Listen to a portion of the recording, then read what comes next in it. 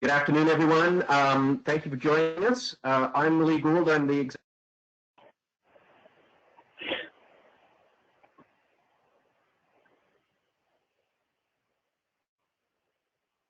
Good afternoon, everyone. Thank you for joining us. I'm Lee Gould, the Executive Director for the Canadian Association of Government Finance Officers. Thank you for joining us for our first of what we hope will be many webinars or video conferences that are themed and designed to help provide supports at this rather strange time for all of us. My special thanks to the good folks at FH Black and Company who have agreed to be our first, the guinea pig if you like. Joining us this afternoon is Jamie Black, the president of FH Black, Darryl Parker, the manager of accounting, and Waldo, their manager of development. We have, as I shared, a number of resources that we posted online. These are curated. You can go to our website at cagpro.ca. We'll continue to add to these, and we have plans to introduce a discussion forum, and you'll see also the ability to register yourselves for the future webinars, which we hope to be delivering every Wednesday. So with that, I'll perhaps stop talking now and turn it over to Jamie and his colleagues. Thank you.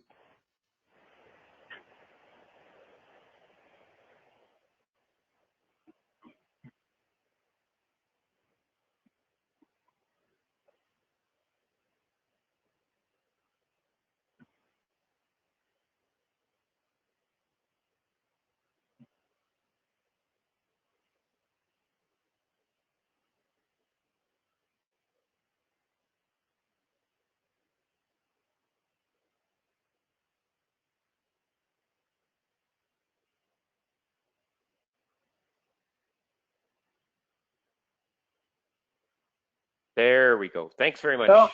Yep, got it. Thanks, Lee.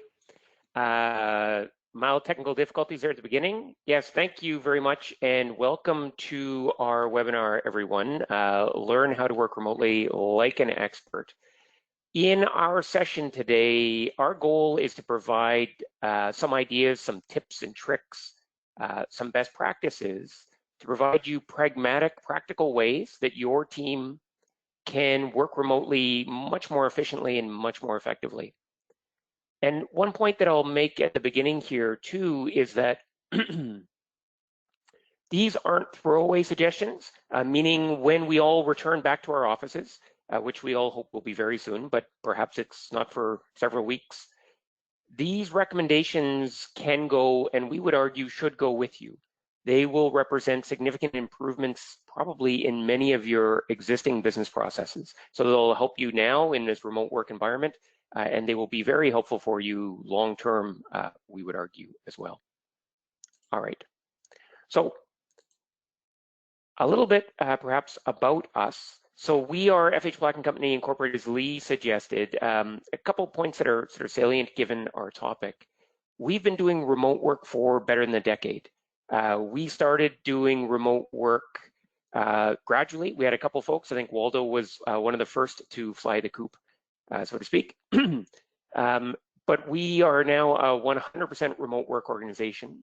Our team is spread out geographically across North America, from West Coast to East Coast, North to South. And what we found when we made the move to remote work entirely as an entire organization was that it exposed a bunch of problems with our current business processes. It pointed out inefficiencies and how we are significantly paper bound. And so it forced us to confront those problems and tackle these issues a decade ago. And so in today's time, in time of COVID, it was really there was no transition for us, frankly. So we're going to share a bunch of our experiences and suggestions there. The other point, maybe to understand too, as we make recommendations about improvements to your business process, that is effectively what we do. For the last 25 years, we've been working with finance departments in public sector organizations across North America to automate their most dreaded, hated, disliked, least enjoyable business processes. You may know us in the context of reporting automation, and that certainly is an area that we do spend a lot of our time. But from bank reconciliations to payroll, across the gamut, across the board, we get involved to automate those disliked business cycles. All right. So the agenda that we hope to cover in our session today is as follows. Now, I will say, Lee was particularly hard-hearted. We had asked him for 6 hours to present to you today, and Lee said, no, you've got perhaps 60 minutes. So we will, in that interest, attempt to give you a high-level overview of what we think are sort of 5 or 6 fundamentally important areas that will be critical to your success working remotely, and certainly critical to your success doing that efficiently and effectively. Given time constraints, we can't go into a lot of depth, but we'll give you some overview of each of these areas and give you some good tips. And then if you wish to go into more detail, you can always reach out to us, and we may well conduct some additional webinars. And I think we intend to send out a bit of a survey after the session to get your feedback on what topics you might be interested in. Okay. So just as we start to dive in, I want to lay out some assumptions. And these are sort of the underpinnings that directed us for this presentation. Good point, guys. I will kill my camera here. Thanks, Waldo. Just so that our screens take over full screen so that you aren't looking at some tiny little box. There we go. Our assumptions. We expect that what you're most interested in are quick, easy for you and easy for your IT department options and suggestions that you could implement for little cost. That's sort of the goal. And we will attempt to sort of follow those assumptions and give you those recommendations. And the best way for us to be able to do that is to suggest that you use what you have, and we'll talk about that from a hardware perspective and from a software perspective. And I suspect for many of you, our suggestions will enable you to do just that, to use what you have. In line with that goal, in line with that assumption that we want you to use what you have, many of our recommendations will center around Microsoft Office products. Our experience over the last 25 years is that the vast majority of public sector organizations have those tools today. Don't use many of them, aren't aware of all the features of them, but they actually own the software. So many of our recommendations to try and make this quick and low cost for you will center around Microsoft products. We don't sell Microsoft products, so there's no sort of vested interest there. This is just about you being able to utilize tools you likely have. We'll also do our best to make some suggestions about other tools, though, that we have experience with that do similar things.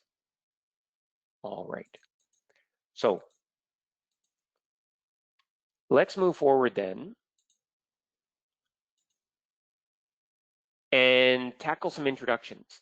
And these introductions are really your introduction to us.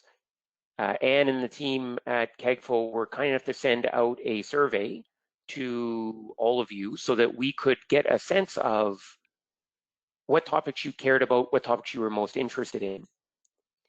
So we did send out this Learn How to Work Remotely Like an Expert survey, and you all gave us some good feedback. We got, I think, about 50 responses, and they're summarized as follows. So are you currently working from home? The vast majority said yes. 12 of the respondents said occasionally. So a significant majority are working from home continuously. And then what computer are you using? The majority here said their regular work computer, but I want to highlight the 16 individuals that are using their home computer. There are some particular concerns and considerations for you folks that we will talk about as we get rolling today. Does your organization use Office 365? Now that was a frighteningly specific question about Office 365, so there's a version issue there. And what we found is that 20 people said yes, 20 said no, and 7 said not sure. And I suspect those 7 are using some flavor of the current Office suite. And we'll talk a little bit about how horrendous Microsoft is with their 900 different versions of their products and what's included in each version. But I suspect that many of you are using some flavor of that Office suite. And many of you have told us you are using 365.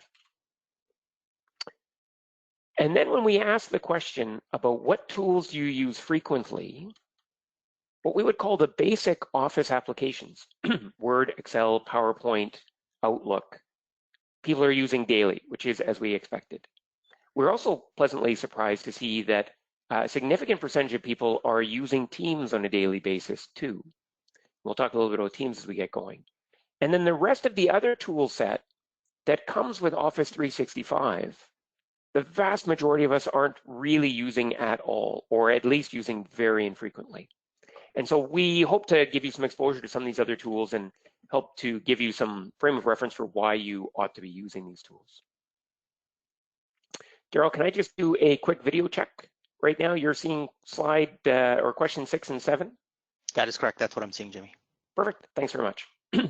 Nothing worse than pontificating broadly and nobody's seeing the thing that you think they're seeing.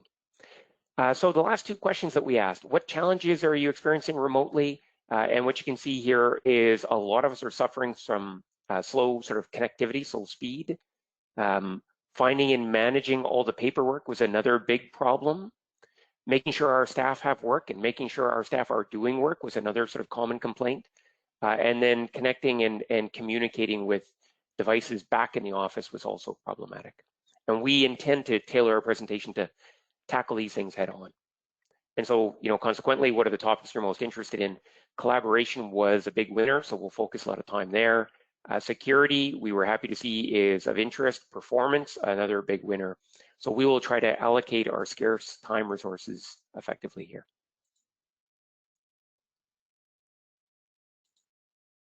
There we go. So topic number 1, it becomes difficult to talk about working remotely and doing so effectively if your home office is not up to speed. Now, you don't need the most expensive hardware, and you don't need every device or peripheral ever made, but there are certain items that we would strongly recommend. And what I'm going to do is I'm going to turn you over to Waldo Nell. Waldo is our infrastructure and development manager. And I'm going to ask him to give us a bit of a guide through, in very short order, 4 or 5 minutes only, on what hardware you should be thinking about and what some of the considerations are. Sure. So hardware is also a topic that, we can go on for 6 hours just on this topic alone. I won't do that because it will bore you and it's not really necessary at this level. What I want to do is I want to introduce you to the fact that you've got options to make your work experience from home much better than it might be right now. So let me just see if the mouse works. There we go. So we've created a little list of peripherals that we think might be beneficial to you. You might already own some of these. You might have something that's not as good or that doesn't work as well for you.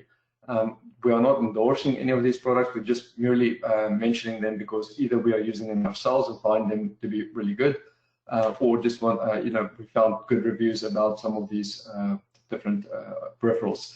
So they can augment your work experience and make you much more efficient. So I'm not going to go into the details of these, but you can see there's keyboard, mice, headphones, and those little black things bottom right are video camera covers if you're concerned about your privacy. But we can certainly share this list with you after the webinar. So there we go. So some essential peripherals that would be beneficial to you, depending on what kind of setup you currently have at home. Assuming you've got a laptop, just a laptop, then you can be much more productive simply by adding a second monitor. Many offices already have dual monitors at the office, but chances are at home you don't, because you don't work regularly from there.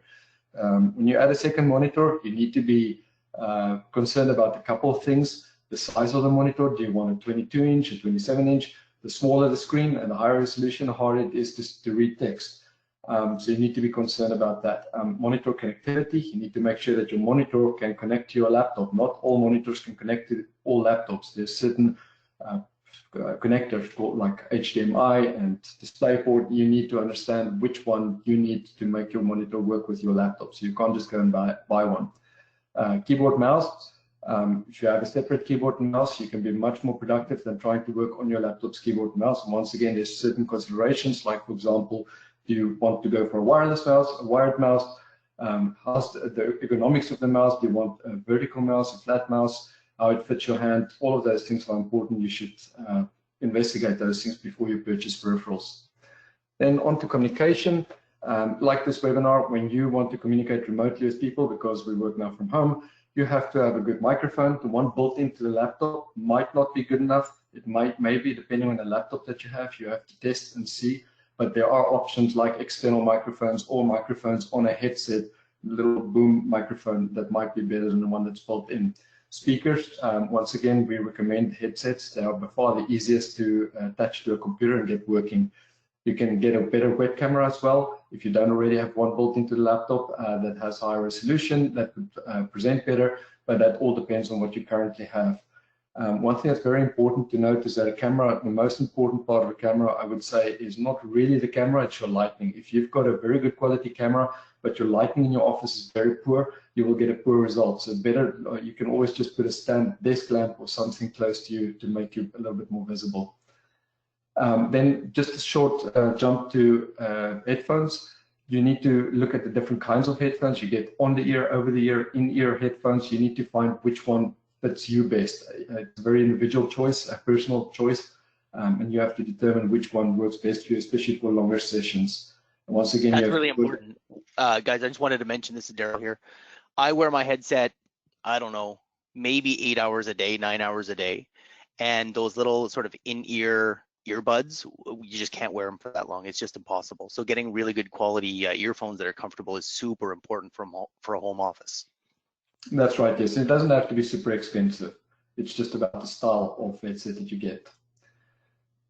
Then optional support, I'm going to go very quickly through this. A laptop stand would be beneficial if you've got a laptop and it's in the way of your keyboard, your external keyboard that you have. The laptop stand just raises the laptop. It helps with cooling, make your laptop work a little bit more efficient, especially since it's on for longer. Docking station might be beneficial, where you can connect all your peripherals to the docking station. One cable goes between your docking station and laptop, makes you much more portable because you can take your laptop away by just unplugging from the docking station. You don't have to yank all your cables. A shader might be beneficial if you work with sensitive documentation, like physical paperwork. Crosscut shader is what we recommend, so that's a little bit more secure, also not very expensive. USB drive is very, very beneficial for transporting files between computers if you need to, or for backups. Printer, best and easiest is to get a multifunction printer that has a scanner built in, and your choice of color, black and white, it all depends on your workload. The duty cycle is important to know for your printer, just to understand what kind of you need to buy, because if you print lots of documents, then obviously you need to find a printer with a higher duty cycle. And lastly, what's important to consider with the printer is the ink cost. If you go inkjet versus laserjet, the long-term cost of a printer is vastly more than the initial expense. So that's something to consider as well. So that's great, Waldo. Thanks very much. And the one thing that I would point out here too, how much you're prepared to invest in your home office setup is at least in part based on how long you think you're going to be using it. You know, if you knew next Tuesday you're going back to the office, never to use your home office again, these suggestions that we're making might not seem all that practical. But many of the explanations, many of the assumptions that we're hearing now is that this might be a prolonged scenario, or certainly one that we return to our home offices on some sort of periodic basis, depending on how the outbreak works. And these investments, they are probably not much more than a couple $100 in aggregate and will pay dividends over the long run for you. The other thing I'd mention is if you're allowed to take some of these out of your office, going back to the office to pick up your keyboard and mouse from the office, a good low-cost solution if that's acceptable, allowed. Okay, so we've got the hardware in place at home. Just make sure your IP allows for you to do. Very good. Yes, we don't need anybody getting locked up for theft. Good point. So the next topic, obviously, Waldo, then is we've got hardware in place in our home office. We need to be able to connect to something. And many of us were talking about how, one, we had a hard time connecting and performance was brutal. So can you give us, without going into infinite detail, which we might need to do to solve a particular problem, what are some of the things we should be thinking about and considering here? Sure. So this is also a very complicated topic. If you want to go into the details, I'm going to skim over them, but I want to try and highlight certain things for you to identify at least and kind of break down the complexity of of your connectivity and of any kind of issues that you might experience working remotely. So this is a highly simplified diagram, basically depicting what I would say is a very typical scenario for a home worker. You've got a laptop, computer, doesn't matter. Usually most people are connected via Wi-Fi to their ISPs, your internet service providers, Wi-Fi modem or access point. And then that access point is connected via some technology, can be cable, DSL, fiber, whatever, to the internet. And that internet is obviously, or your office is also connected to the internet via some ISP. So the important thing I wanted to highlight from this diagram is the three different connections. There's a leg between your laptop and your modem, and that's normally within your house, within the boundaries of your house. Then there's a leg between your modem and the internet, which is basically dependent on your ISP plan that you have. And then there's the internet to your office link, which you don't really control, but your office IT department might be able to do something about that. Any of these three can impact the performance that you have, and the weakest one of them will determine your overall experience. So it doesn't help if you've got a very good internet plan, but your Wi-Fi, for example, is weak, then you'll run into trouble. Right, let me jump to the next one. Do I have quick control? There we go. I think it jumped one back. Darryl, can you jump me one back? Thank you.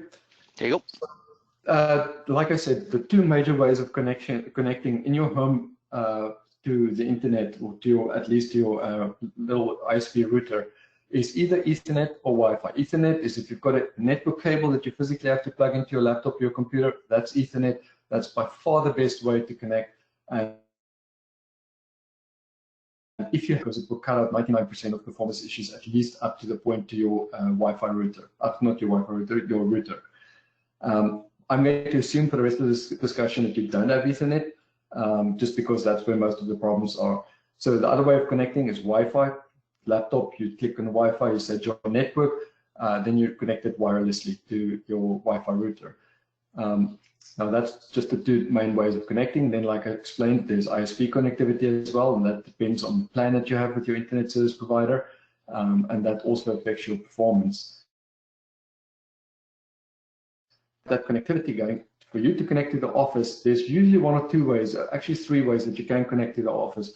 You either work with mostly cloud-based applications, think for example Microsoft Office 365, where you connect to Office or Microsoft's website, access your email and so forth. That isn't the Office network, that is to a cloud-based service on the internet.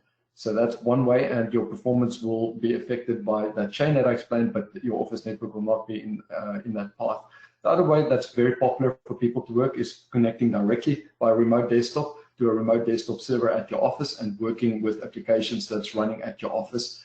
And usually, to make it more secure, the best practice is to connect first to a virtual private network, a VPN. The VPN is just a secure tunnel between your laptop and the office network. Because remember, your data is traveling over the internet, and the internet is public. It's a little bit like running around in a public park. Everybody can see you.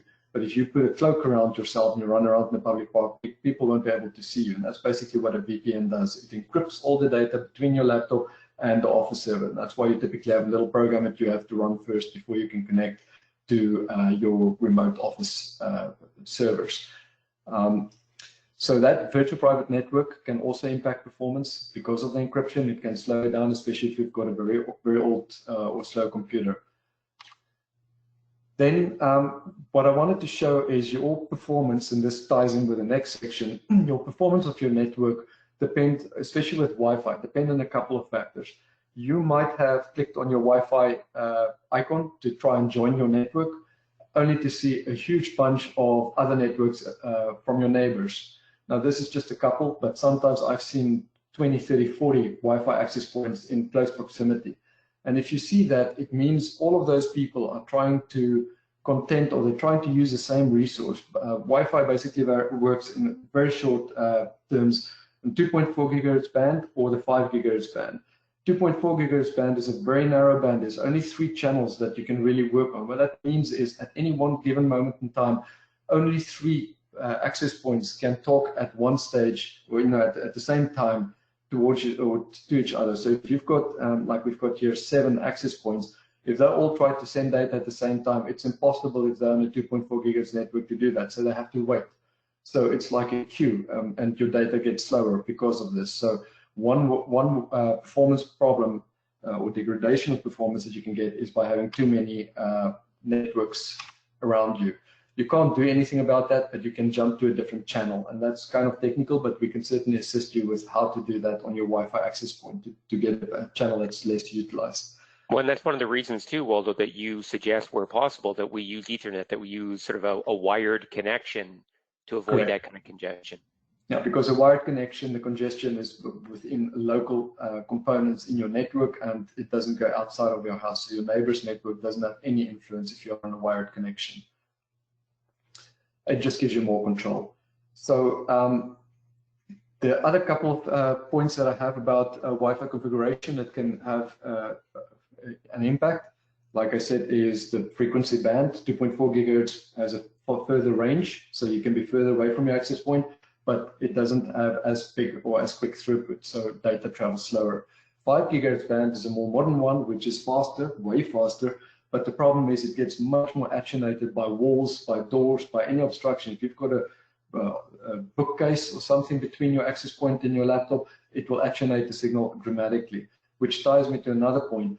Probably the biggest cause of Wi-Fi performance issues is when your access point, your Wi-Fi access point is in a corner, in a closet, or in a basement, or somewhere far away from where your laptop is. Maybe your laptop is in the second story of your house, and the Wi-Fi access point is in the basement, and there's a concrete floor and maybe 2 other drywalls or something between you.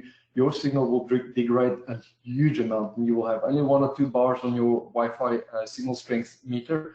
You'll find that your connectivity, even though your internet plan is very fast, your connectivity will be very slow. So that's something that definitely needs, the way to solve that is to have either a mesh network. You can get something like Google Nest or something like that. We've got lots of tiny different access points that you scatter throughout the house, and they distribute the signal better, more evenly. Other one that I quickly wanted to tie in is your ISP plan. To give you an example, if you go to speedtest.net on your laptop, it's a website, you can click run, and it basically sees how fast your computer can transmit data. In this case, this is a very poor network, so if your ISP plan is not giving you sufficient bandwidth really for remote work, you can see the ping is the latency. That's how long it takes for a packet to reach them. It's 53 milliseconds. That's actually kind of slow. Download is 7.7. That's okay for remote work, but your upload is also very, very slow. It's half a megabyte. Which is not really good. So if you get those kind of numbers on your speed test, you probably have a problem. Now, I just have to say quickly, these numbers can be also caused by your Wi-Fi that's poor, not your ISP. It can be either or. Below, you see a much better result from, for example, a fiber connection. Ping is very low. It's 2 milliseconds, about as fast as you can get. And then download and upload symmetric, which also makes it much faster. Then just quickly, your laptop, PC, the specifications of your computer is kind of important, but it depends on the work that you do. Remote desktop doesn't really require a very fast computer, but it certainly helps. But if most of your work is remote, then you don't need the fastest laptop. All right. And just a short note, your office WAN link speed is also important, but you don't directly control that. So if your office has a very poor internet connection, then obviously your connectivity to the server will be much slower. So this is the only point in the presentation. And I will say, Waldo, we are running about 11 minutes late. So hopefully everyone has a little bit of flexibility at the end here. We're trying to keep things tight. This is the topic that people would love us to skip mostly. Most people aren't super interested in security and backups, but we feel we'd be doing you a significant disservice if we didn't at least raise a couple of alarm bells. Working out of your office exposes you to a bunch of threats that you're protected from in the office, and we really encourage you to think about this piece. Waldo, you want to give us a bit of a high level here? Yeah, sure. So let me just get to the first slide. There we go. So a couple of considerations here. When you take your laptop from your office to your home, or even your home computer, physical security is very important. Remember, this is not your house. You don't have the protection from your office in terms of security cameras or locks or whatever. So it's possible for somebody to steal the laptop with all the data on there And because you're outside of that protective environment, this is a much bigger risk that you have to be cognizant of. Antivirus is important to make sure that it's installed. Normally with Windows 10, that's already pre-installed. So what we recommend is to make sure that you have Windows 10 on, and we'll get to that in a bit. Patching also very important. It's absolutely crucial that your home computer, your laptop, whatever you have and use at home, that is properly patched, because that's one of the primary ways that machines get compromised. Firewall is important. Normally your little ISP router that you have has some form of firewall on. I bet most of you will never have even connected to that, and that's fine. So there's some kind of protection there, but you can also always turn on the firewall on your local laptop, and that will give you just a little bit of extra security. Very important to note that passwords and shared accounts are something that you have to think about. When you work on your home computer, especially your home computer, it's not your office computer, you might have accounts for all of the family members, and that's fine, but you need to understand that if you work with sensitive information from your company, you might be under an NDA or something, you need to be sure that you have an account that's protected properly, even from your family, but maybe you have legal obligations to do that. You can't share your passwords, don't use sticky notes, that kind of thing. Just be sure that use a password manager or something to have a strong password and remember it. And phishing attacks is something that's on the rise. I think it's something like 300% increase recently with remote work.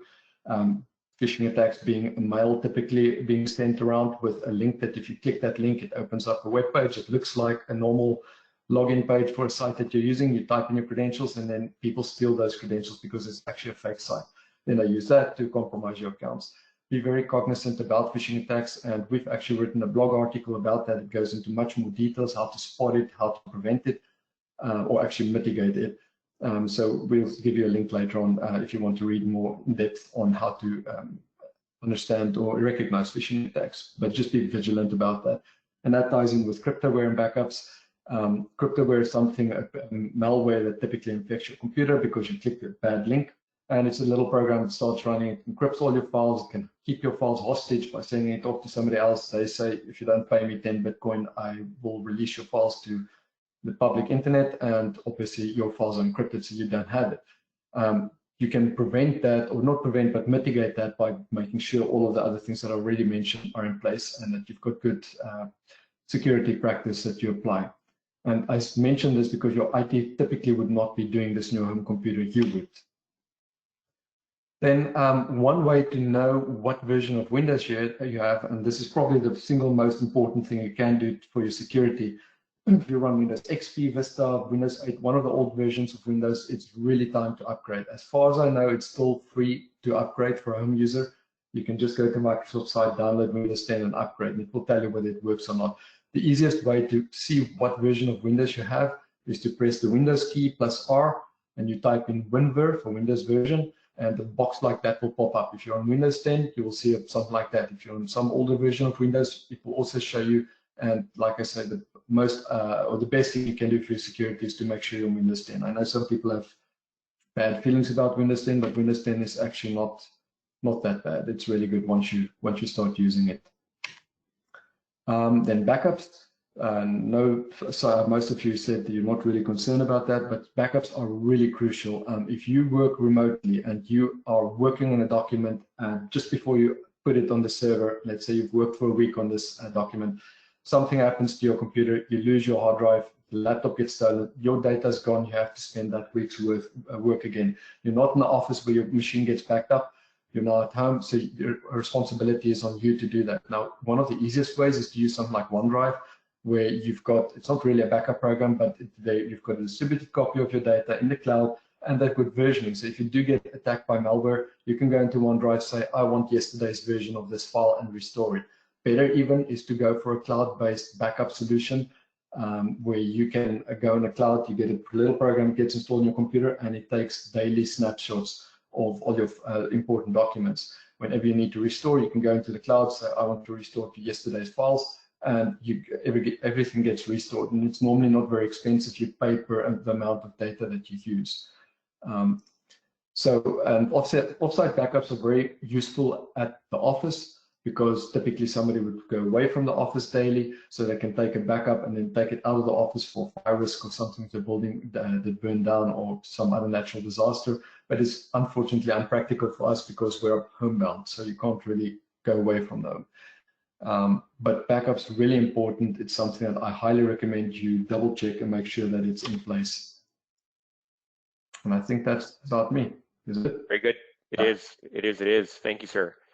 So the next topic, and this was one that was of high interest for everyone, is collaboration. And Darryl and I will take a stab at introducing you to some of the aspects of collaboration that will make your remote work more efficient, and we argue would make your work more efficient even in the office.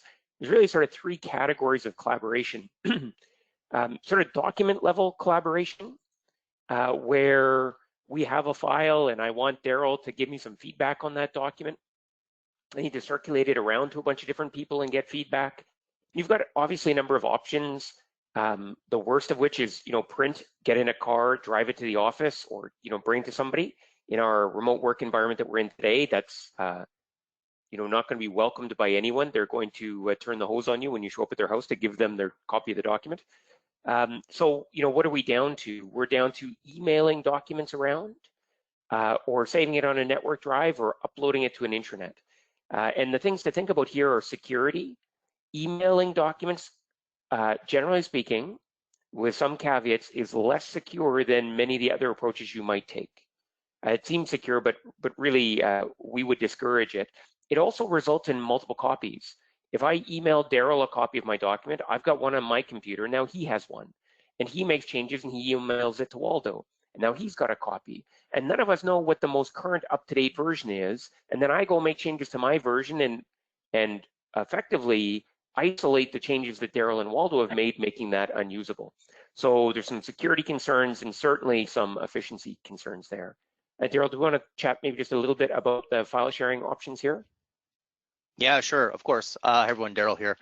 And I'm going to add something to what Jamie just said. He was saying how multiple versions can be a problem. Certainly that's true. Another big problem that we've had to battle in the past was merging together. If I send out copies to 6 people and they all send back comments, well, now I've got 6 files open and I'm trying to work on them, manually cutting and paste things together. So what I'm going to do, I'm going to take over here, guys, and I'm going to switch over I'm going to open up just a Microsoft Word document. And something I'll point out when you are working on your documents, I'm just going to start a new blank document. When you go to save your documents, rather than saving them onto your local C drive and then emailing copies out, if you've got Office 365, if you've got OneDrive, if you've got SharePoint, you're going to have better options right here in the panel. And so what I would always do is either save it on my OneDrive so that I have that sort of backup cloud storage. If something were to happen to this computer, I would always be able to go get a copy out of my OneDrive somewhere else. And then especially if I was going to share it with a colleague like Jamie, I would save it right up into SharePoint. And we have several different SharePoint sites sort of on a team basis. I could save this to our marketing site or our senior management site, things like that. And I can save it up into a location that everybody will be able to see it, everybody will be able to collaborate on it. And we're going to go into some great depth on SharePoint. And in fact, I'll just say at the beginning here, as we start getting into actual features of tools, some of you may know some of these options and maybe rolling your eyes slightly at the moment that we just suggested that you use the save as and save to your team site. But we find very frequently people will miss some of these options. For want of 2 seconds of explanation, we can save you hours of time. And this idea of having multiple sites, you could have one for public works and one for finance and one for the budget office. Only people with certain permissions get in to see it. There's a whole host of benefits that we'll get into. But sure, exactly, Darryl will save that up to the site and enable us to do some work on the document collaboratively at the same time. Yeah, why don't I just show that, Jamie? I'm going to go ahead and open up a Word document that Jamie and I are working on together right now. We've got a blog post here that we're going to be putting out. And this happens all the time here in our office where we'll start up a phone call and just open up the Word document at the same time. And so I can see where Jamie is. Oh, there he is. He's typing right there in the document as we watch. I can see that little indicator. There's his little face up at the top there. Oh, Waldo just joined and Waldo's typing. And we can be having a conversation, a group chat. We're talking about what we need to do here. And each one of us is able to work in the document at the same time. And all of this is enabled by thinking in that kind of true remote collaboration model instead of, I'll print it to paper and walk across the hallway and put it on that little metal inbox tray on your desk. And can you hear the distaste in Darryl's voice there? The way he said the sneer, yeah. I was just gonna say I would make sure I coughed on your keyboard on the way past your desk. We can do much better than that, all better than that here in a more modern collaboration model. And this isn't a Word feature. We did this in PowerPoint. You can do this in all of the standard Office documents. So again, don't email this stuff around. Work sort of collaboratively. And there's 900 things we could be talking about here if we weren't already 10 minutes over time in terms of online review and creating review versions and being able to track changes and all that stuff that many of you probably do know about. Darryl, can we maybe pop back to the deck for a sec? Was there something else to talk about here? No, I think given our time, that's a great place to. I just wanted to make a small note that security is also very important. If you mail stuff, especially outside of organization, security might be a big issue, and that's why it's recommended not to share files that way. Very good. Waldo's always breaking more security there. You've had to get more security in there, Waldo. That's good. So the next point to talk about then in terms of collaboration, so document file sharing, but it is chat. And so what we mean here is text-based communication with presence indication. So there's a number of tools in the market we've used, and you may have heard of Slack. We used a product that was sort of on a platform called Pigeon. We use Teams internally today, and many of you use Teams. And so it's got a lot of really good features, and it allows for internal users to communicate with each other one-on-one, but also in groups. So we use it all the time. If there's some article on some technology topic that we're interested in, we'll have a team on that topic. So we do RPA work. So if there's some new development in the RPA world, we'll share that communication, the link to that article in the RPA team, and everybody that's a member of the team will be notified about it. It's a really good way to facilitate ongoing collaboration and communication. And there's two pieces to this. One is this is going to be beneficial in terms of just getting your work done. But as we're working remotely, one of the downsides to remote work is this idea that we lose touch with each other. And there can be people that wind up feeling isolated, the whole mental health side of things. And so to the extent that we can make it really easy to reach out into a group and share some information and engage with others, it can be quite helpful.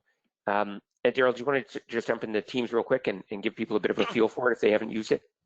Yeah, you bet. I'll bring over my Teams. I'll be a little bit careful here. This is sort of our actual live Teams.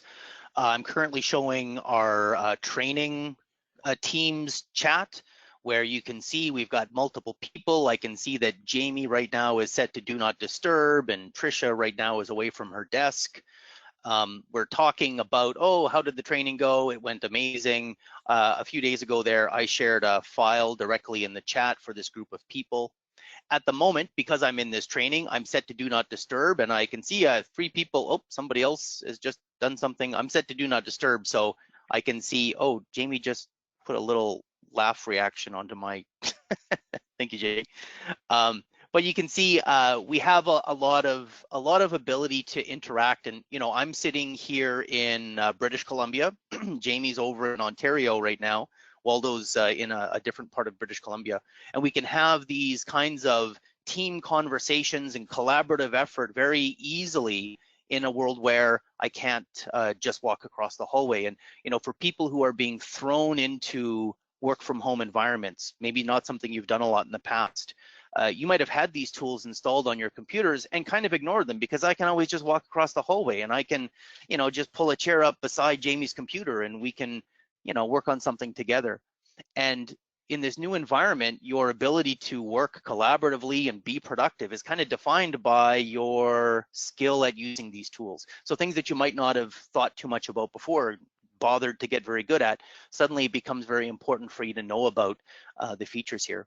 And if you don't use Teams, you've got some other tool, exactly the same comment applies. You might not have gotten really good at using it before, but now it's time to improve your use of your tool set. And there's a bunch of things that we can do here, including, and I'm going to skip over this topic in the interest of time, but we had a section on web conferencing. And what I would encourage you to use, so Teams right now is free from Microsoft, whether you have Office 365 or not.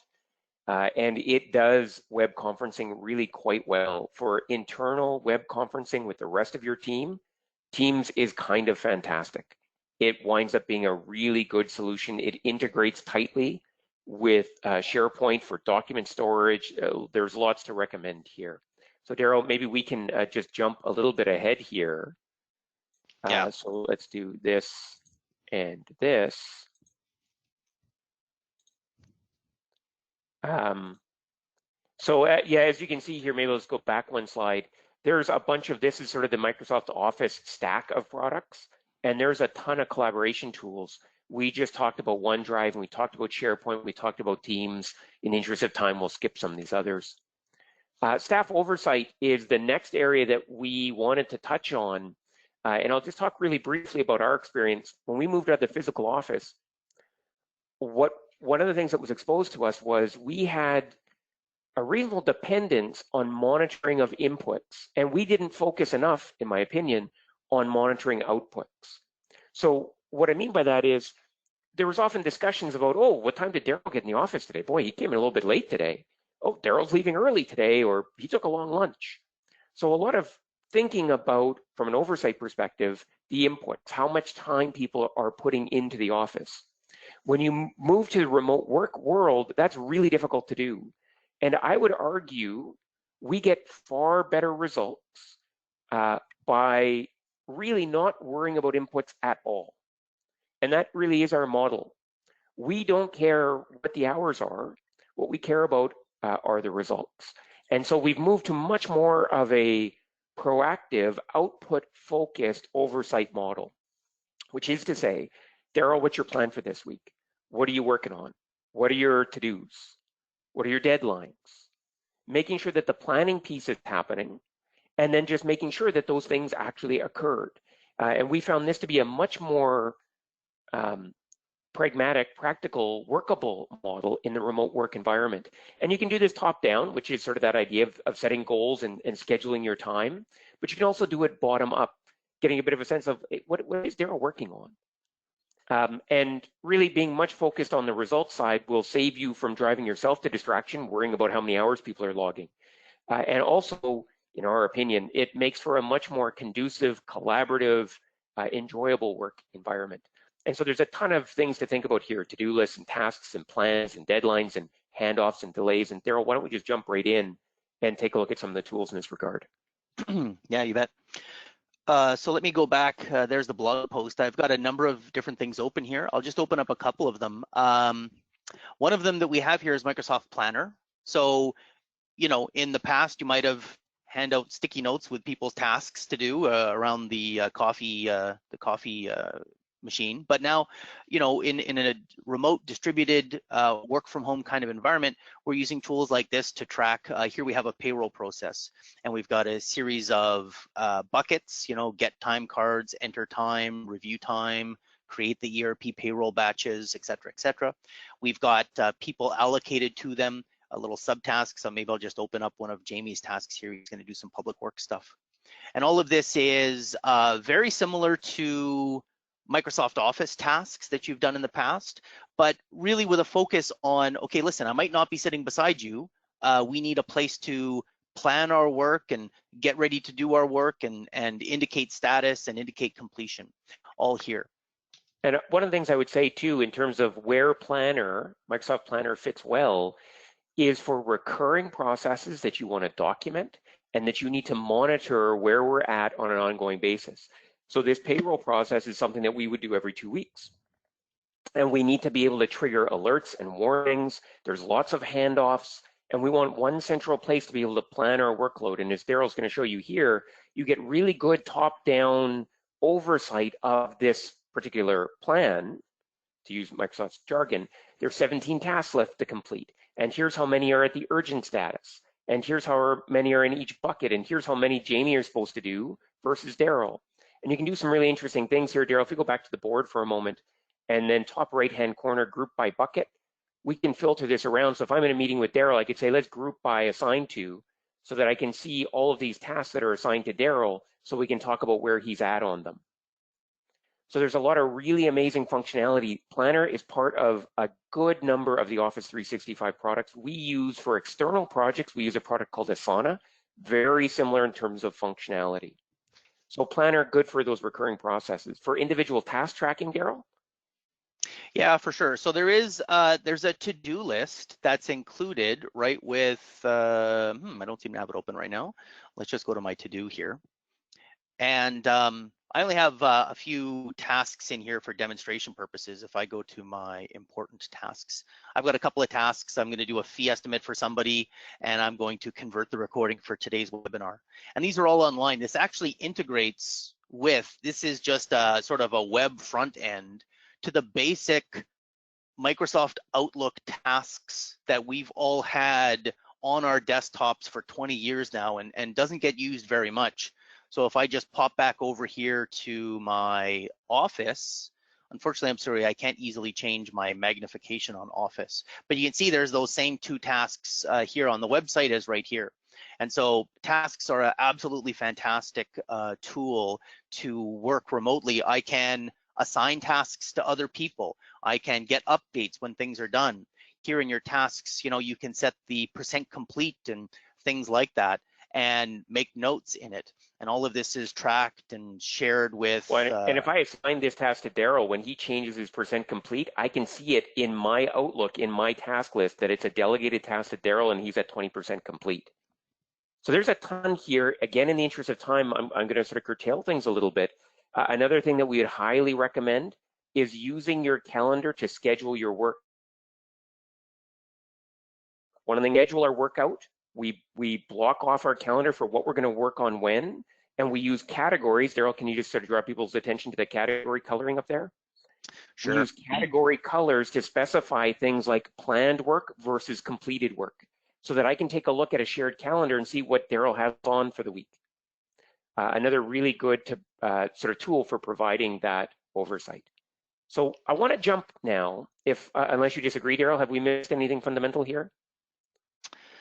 Maybe the last thing I'll just mention is Delve, and how great this is for checking in. There's our staff people here. This is my Delve page. Of course, it shows my contact details. It shows my calendar availability right there. It shows the things. Look, today I was doing some time entry record management, and yesterday, I guess earlier today, I was doing some document script. And so you can see exactly what's going on people's workload. From a document perspective in any event. Yeah, that's great. So why don't we move on? No, those are good. The problem that we have here is a lot of content and not a lot of time.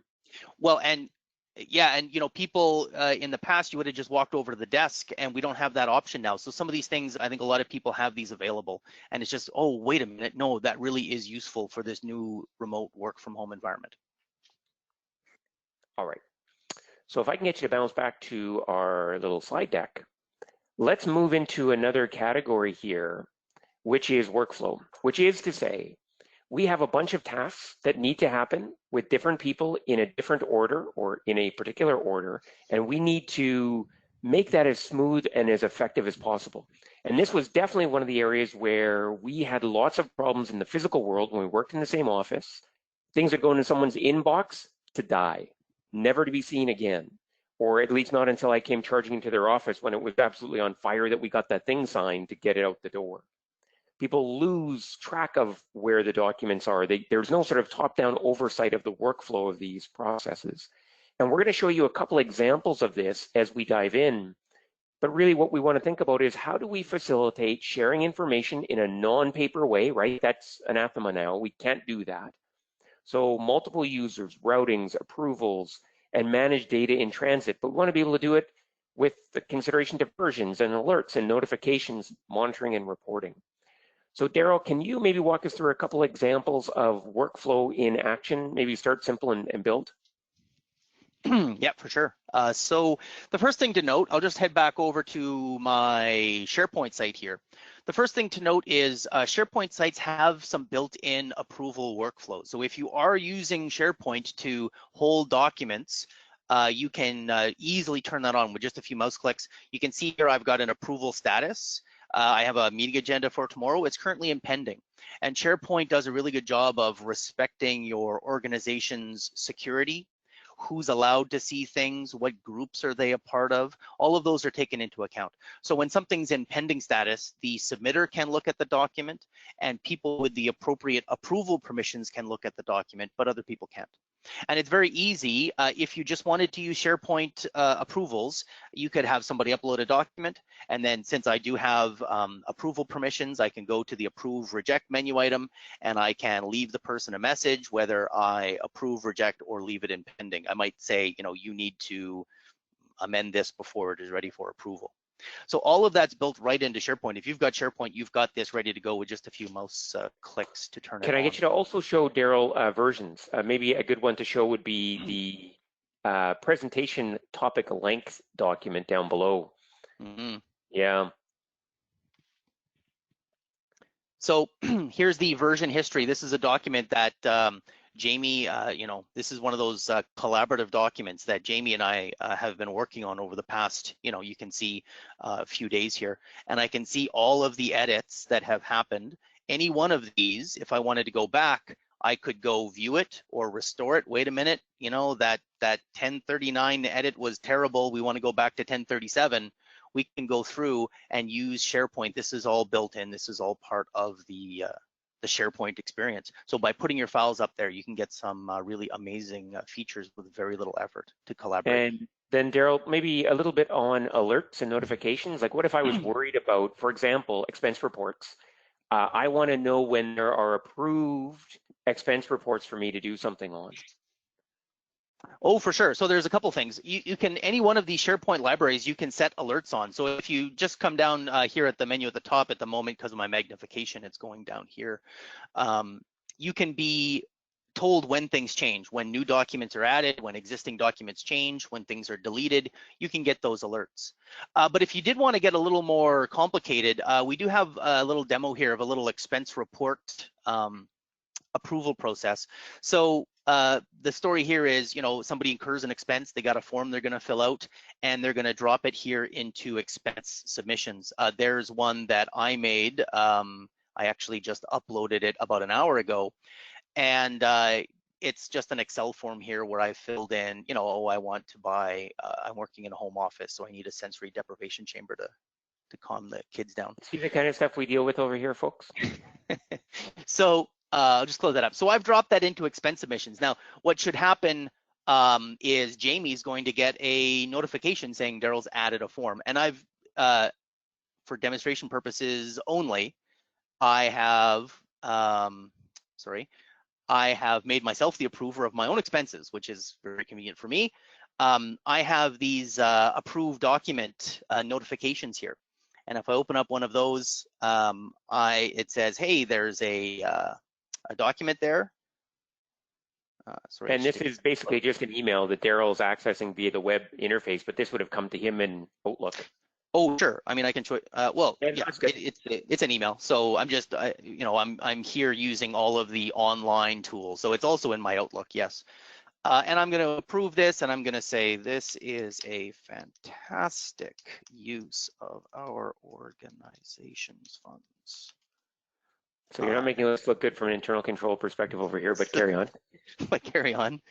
All right, so it's going to approve it, and it'll take, it's not instantaneous. It's probably going to take about 15 seconds or so. Let me just close my notifications panel there. And if I refresh this,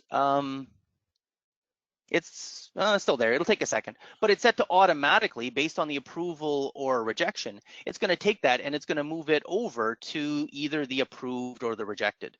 Send off an email saying, I'm sorry, Darryl, we're not going to approve that submission or whatever. We can get those notifications coming through. And then the idea would be that we would have alerts on the approved folder for the people that take the approved expense forms and do something with it. Exactly. So let me just pause here for a moment. We're top of the hour. Some of you may need to depart. We were going to ask your indulgence for probably another 6.5 minutes, if you don't mind. I will also encourage you folks to use the chat system and the questions pane to submit your feedback to us. I will apologize, and I actually don't see the questions pane on my side. It's not visible to me. So if you all aren't seeing that, I'll get you to use the chat system as well to start seeding some questions if you have any. But Darryl, why don't you go on and talk about maybe more involved scenario where we have data in the wild that is being sort of managed in kind of a rough scenario, time card entry as an example.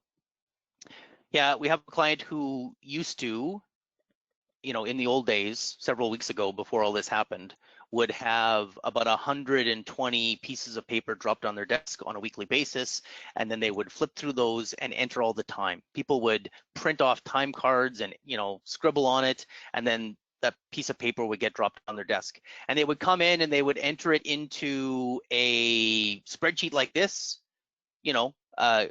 correct it, clean it up, and then go start writing some, they would have some dashboards and analysis of that time.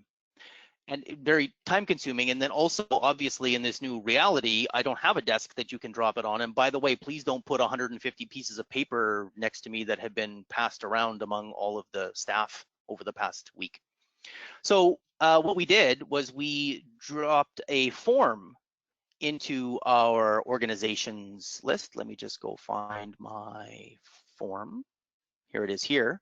And, some people might answer it on a web page. This is actually exactly the same product that everybody used for those of you who answered our survey just before the start of this webinar. Some people might also look at it on a cell phone. And I'm going to say here that on today's date, I was in a special project for 10 hours. And then I'll submit that time. There you go. And of course, I would go in and add more time to it. Over here, for me in my spreadsheet, I don't see it immediately. There's a 4-hour special project that I did just before our discussion here today. But if I come in and I click refresh, there's that new time entry get automatically added into my spreadsheet.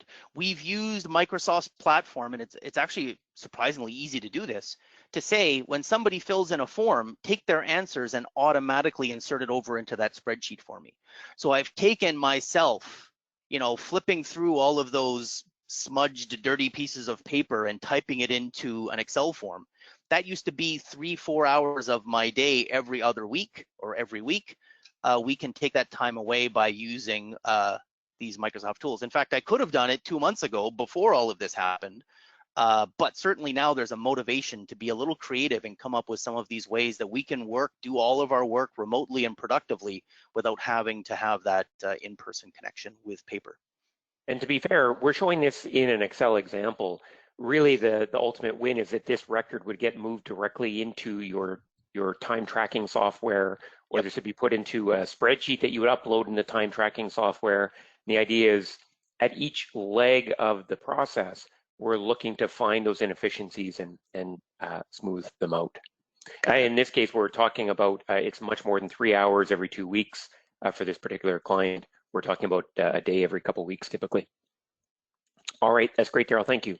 So I did promise to try to be concise here and to try and keep us roughly on time. So what I want to do here is wrap up and to provide you a bit of a summary of the fire hose that you just drank from. At the beginning, we talked about tips and strategies for making you more effective, more efficient when working remotely. From a hardware perspective, if we had 3 things to recommend: second monitor, mouse, headset, and keyboard, in that order. For connectivity and performance, if you're having concerns about your performance right now, things seem very slow, the cheap, easiest thing to do that is nearly bulletproof in terms of weeding out whether you're having a Wi-Fi problem or not is try doing a direct cable connection. Now that might not be practical. If that isn't practical in your organization, you got to go three floors and hang cables out of windows and all that sort of stuff. Then it would be take a look at your Wi-Fi configuration and consider things like the band that you're on, 2.4 gigahertz or not, etc. And then once you've got that weeded out, then it would be to start to look at your plan with your ISP. Sort of in this order would be the way we would tackle it. If you're using your home computer today, upgrade to Windows 10. That's the simplest, fastest, most effective thing that you could do. And as Waldo suggested, it is our understanding that you will not have to pay for that upgrade for your local computer. But old versions are extremely buggy and prone, susceptible to malware. And then get some backup action going on with respect to online cloud backups, OneDrive. Again, thinking that you've got the Microsoft stack, that would be a great place to start. Continuing on with our considerations, our discussions, we talked about collaboration, move away from the emailing of documents, do joint collaboration, leveraging the abilities of SharePoint, use cloud storage and file sharing in that regard, and then using Teams for both chat and conferencing. Very effective tools, relatively speaking, very secure, and part of the Office 365 solution set. On the oversight side of things, moving away from the focus on inputs to outputs, tracking activities in Outlook via tasks, using Outlook to track your plan and your actual, and have your team do that. It's a really easy and effective way of getting insight, get them to share their calendars, and you can see what they've got planned out for the week. Using Planner for complex and recurring processes. It also forms really good documentation. We were brought in to help a local government. They lost their payroll clerk on about 4 days' notice.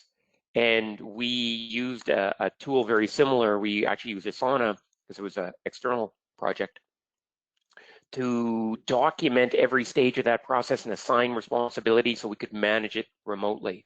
So that's a very helpful tool, and Planner is part of 365. And then using Delve to spot check activity at the document level. And then finally, the last piece of the puzzle here, which was workflow. You should develop an allergic reaction to physical paper documents as quickly as possible. It's one of the most surefire ways of driving efficiency into your business processes. Collect signatures, approvals electronically, and work hard when you identify manual data entry, especially in that business process Darryl was talking about, the payroll one, where there was sort of manual review of printed time cards and then retyping. Those documents are actually being re-entered 3 and 4 and 5 times. So if you see data re-entry going on, that's another, should be anyway, hot button topic for you to drill in on to try to make some improvements. All right. I apologize, we are 9 minutes over time. So I'm going to do a formal call for questions here. We will stay online to answer your questions. That's not a problem at all. So Thomas asked the question, how do you set up a SharePoint group? So we need to be a little bit careful with terminology. Darryl, maybe I'll just get you to bounce out here.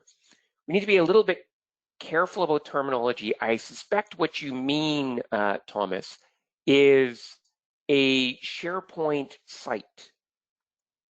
So if we go to SharePoint, and you can see here, this is sort of a top-down view of all of our sites. We've got a bunch of different sites, and your question is, how do you set up a new site? Darryl, I think you can demonstrate that fairly readily. Right there, create site.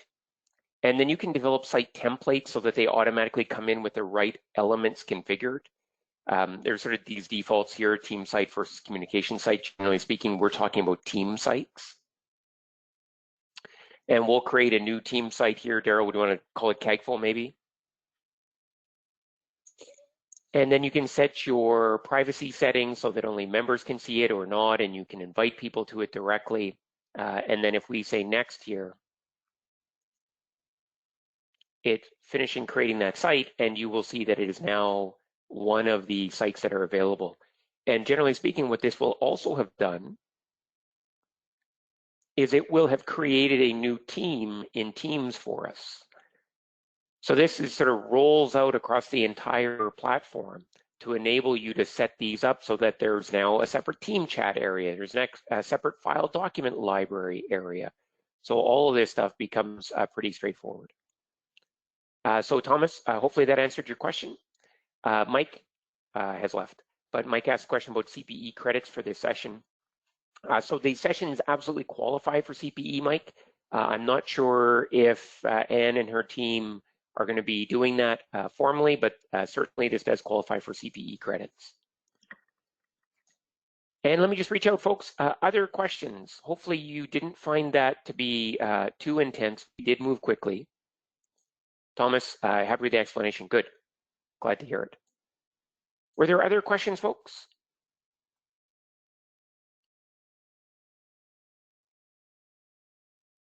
Just scrolling to the chat system here to see if there's any questions there.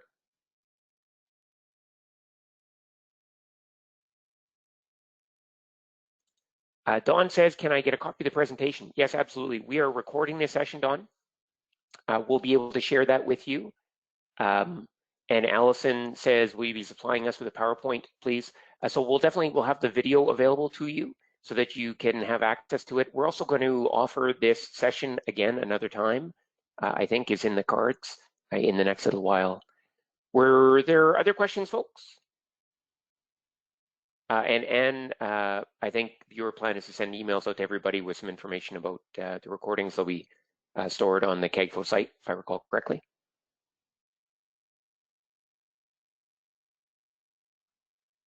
Any plans to have more detailed sessions on certain programs, functions? Yes, absolutely, Ronaldo. We will do that. It was a question of interest. So what we're going to do, we had talked a little bit here during this session or just before, that we'll send off a survey afterwards where you'll be able to select those topics that are of most interest. And then we'll prioritize some deep dives, probably in these same sort of categories, workflow, collaboration, etc. Was there one in particular, Ronaldo, that you're interested in?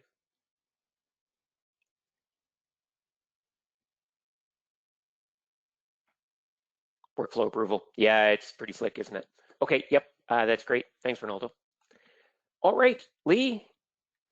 So, Jamie, on behalf of CAGFO, I wanted to thank you and your team for your very quick, very in-depth, very useful presentation this afternoon, today. For those of us that are out on the West Coast, really do appreciate it. As you pointed out, we have been recording this. We will put it on our website at cagfo.ca. But if anyone has any other questions or suggestions, please feel free to contact us. We're always available at office@cagfo.ca. Thanks again. Have a good day.